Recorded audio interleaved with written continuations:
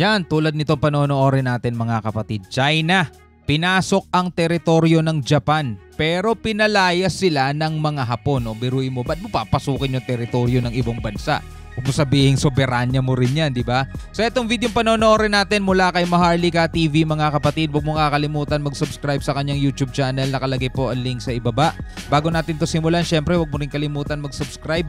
Click mo na rin ang notification bell kung interested ka sa mga ganitong klaseng commentary and opinion mga tol.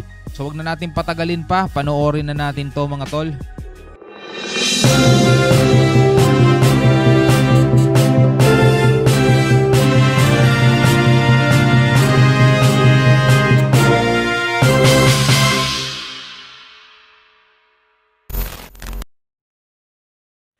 Senkaku Islands na teritoryo ng Japan, pinasok na naman ng China at pinaglalagyan ng boya sa kadahilan ng kanila raw ang mga islang ito. Pero hindi nagpatinag ang mga Hapon. Pilit na pinapatanggal sa China ang naturang inilagay na mga boya. Lahat na lang kanila no?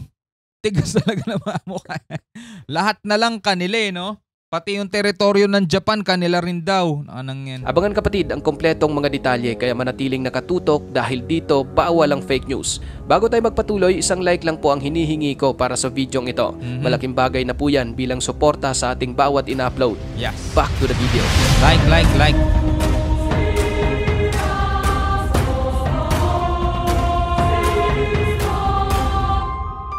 China, hindi Pilipinas yan, Japan. Ibang klase ang mga yan. Ayon sa ulat ng South China Morning Post noong nakaraang araw, September 20, 2023, mariino manong ipinag-utos ng Japan sa China na tanggalin ang kanilang inilagay na mga boya malapit sa teritoryo ng Japan sa Senkaku Islands. Noon pa umanong July, nakita ng Japan Coast Guard ang mga boya na inilagay ng China, kung saan nakapaloob daw ito sa Exclusive Economic Zone ng Japan. Bagay na nararapat lang itong tanggalin dahil labag umano sa international law ang paglalagay ng kahit anong istruktura sa loob ng Exclusive Economic Zone ng Japan. Hindi na bago para sa mga Hapon ang katigasan ng mukha ng mga Chino dahil noong 2018 naglagay na rin ng boya sa parehong lugar ang mga inchik na ito. Ngunit hindi umubra ang kanilang karakas dahil sa pilitan talaga silang pinapaalis ng mga Hapon. Ang Senkaku Islands ay isang grupo ng mga isla sa East China Sea na pinangangasiwaan ng Japan. Matatagpuan ang mga ito sa hilagang silangan ng Taiwan, silangan ng China, kanluran ng Okinawa Island at hilaga ng timog kanlurang dulo ng Ryukyu Islands, kung saan ang mga islang ito ay pilit ding inaangkin ng China. Kiniklaim ng China ang Senkaku Islands dahil sila umano ang nakatuklas sa mga islang ito noon pang ika-14 na siglo. Samantalang pinapanatili naman ng Japan ang pagmamay-ari ng mga isla mula noong 1895 hanggang sa kanilang pagsuko sa mga Amerikano noong World War II. Pinangasiwaan naman ng Estados Unidos ang mga isla bilang bahagi ng United States Civil Administration ng Ryukyu Islands mula 1945 hanggang binalik nila ito sa kontrol ng Japan noong 1972 sa ilalim ng Okinawa Reversion Agreement sa pagitan ng Estados Unidos at Japan. Diba? Pasok na pasok sa history mga tol.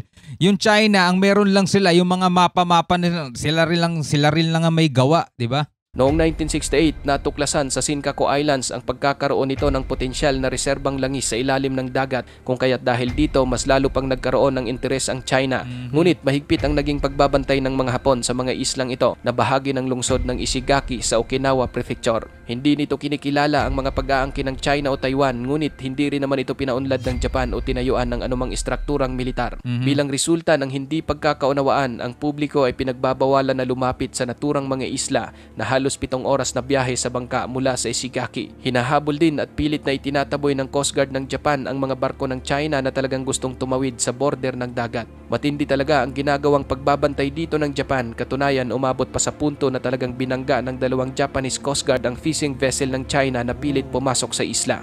Sana ganun din katapang ang Pilipinas, no? Pag talagang poprotektahan mo yung soberanya mo, no? Kung banggaan mga tol, no? Kaso takot tayo masyado eh. 'Di ba? Takot tayo masyado eh. Well, sabihin na naman natin, ang tapang nyo naman, mag-reservice muna kayo. Ano ginagawa ng mga Coast Guard natin dyan kung iaasa mo rin naman pala sa mga civilian, di ba? Yung ginagawa ng mga polis karagatan natin dyan, bakit yung ibang bansa, no, nagagawa naman nila? Yung Indonesia, di ba mga tol, ilang beses natin nabibigyan ng reaction video. Pag pumasok ka doon, isang warning lang, pag di ka umalis, lubog ang barko mo. Pilipinas, nga lang yan, tayo na lang umaatras eh.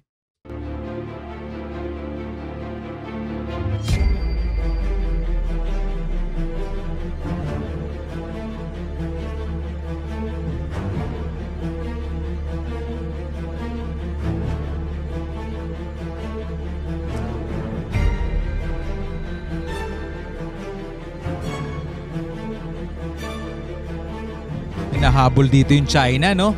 Kung sa Pilipinas, China ang nanghahabol, dito sila ang hinahabol, sila ang wina-water cannon, sila ang binabangga. Tigas na mukha no? Hindi naman kanila gusto pa rin nilang kunin O yan o, hinarang sila. Hinarang sila ng Japanese Coast Guard. Japan Coast Guard. Ito yung bangka nila yung iba kulay.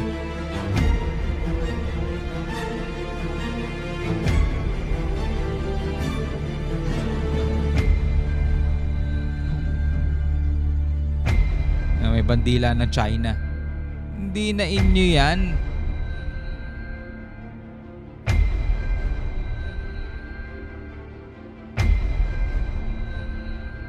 O yan binangga sila Binangga sila ng dalawang Japan Coast Guard. Ganyan magbantay dapat mga tol. Nagkaroon din ng issue ang Japan at China dahil sa paglalabas ng Japan ng wastewater mula sa Fukushima Nuclear Power Plant sa Dagat Pasipiko. Dahil dito, pinagbawalan naman ng China ang lahat ng seafood import galing sa Japan. Ikaw kapatid, ano ang masasabi mo sa videong ito? Para sa iyong opinion, i-comment mo na yan sa ating comment section sa ibaba.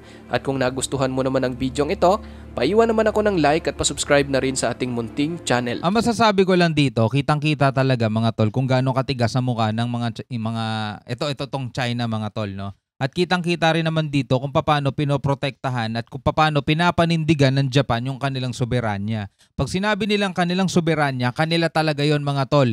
Handa talaga silang makipagpatintero, handa talaga silang manghabol mga tol. Dito naman sa atin mga kapatid, kung ikukumpara naman natin yan, tayo handa naman tayong tumakbo. Handa tayong magpahabol.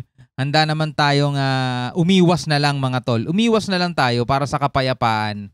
No, pero dahil nga sa iwas tayo ng iwas at hindi natin tinitindigan yun talaga namang hanggang ano lang tayo hanggang salita lang talaga tayo mga tol Hindi kailangan ng mga civilian para pumunta doon para ipakita sa mga Chinese o sa China na na kiniklaim ng Pilipinas to. Hindi naman people power ba ang gusto ng mga senator? Yung mga mamamayan papasok reservist tapos magpapadestino dyan sa West Philippine Sea, pupunuin ng sambayan ng Pilipino yan para ipakita sa China na tinitindigan ng Pilipinas yan. Kailangan ba yon mga tol? Kailangan bang umabot sa ganon? O sapat na yung mga Coast Guard na sinisweldohan din para gawin nila yung trabaho nila mga tol? Ang problema kasi mga kapatid, yan na nga no? Kitang-kita naman natin sa ibang bansa kung ano nagagawa nila pero hindi natin nakikita yan sa Pilipinas mga tol. Ikaw bilang isang Pilipino, ano ang masasabi mo? Comment ka sa baba. Hanggang sa muli mga kapatid, ako nga pala si Shobal D. Peace out.